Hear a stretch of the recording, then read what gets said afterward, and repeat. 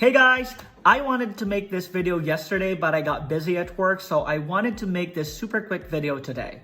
Yesterday was the 2020 presidential election here in the US, and it was a very special day for me because it was the first time I voted ever. So I want to talk about the three main differences between the presidential election in the Philippines and here in the US.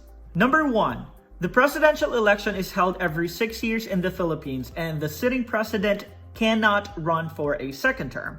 In the US, the presidential election is held every 4 years, and the sitting president can run for a second term for another 4 years. For example, Trump won the election in 2016, and he is now hoping to get another term for 4 more years. So a total of 6 years in the Philippines and 8 years here in the US if they win for the second term.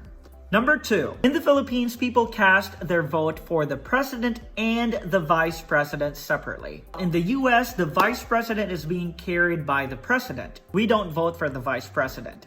If you vote for Trump, it means you're automatically voting for Pence. And if you vote for Biden, it means you're automatically voting for Harris. I think this is good that both the president and the vice president are from the same party, so they are on the same page and can get things done. In the Philippines, like right now, the president and the vice president are from two different parties. And so there's always a conflict because they don't have the same platform and it's hard to get things done.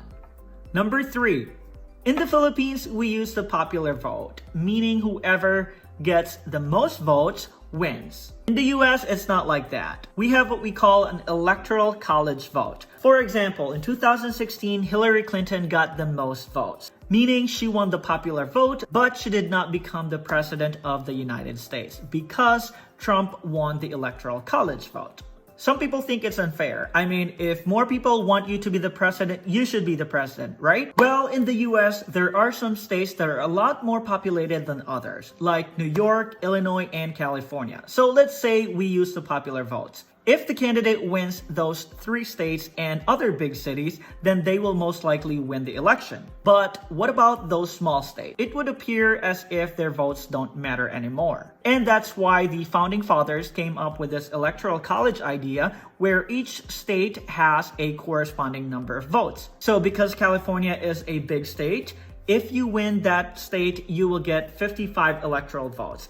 If you win New York, you will get 29 votes, and so on and so forth. The candidate who gets a total of 270 electoral votes will become the next president of the United States of America. Right now, the race is very tight while waiting for the votes from a few states. As of the recording of this video, November 4th, the day after the election, they still have not declared a winner. Everybody is so anxious because they say this is the most nerve-wracking and the most important election of all time.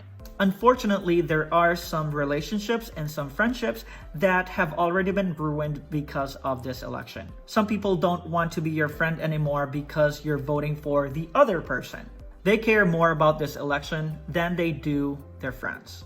I just hope that we learn to respect our differences again and have a healthy conversation about politics. And that's it for this video. I hope you learned something, and we will see who becomes our next president. Take care and God bless. And God bless the United States of America.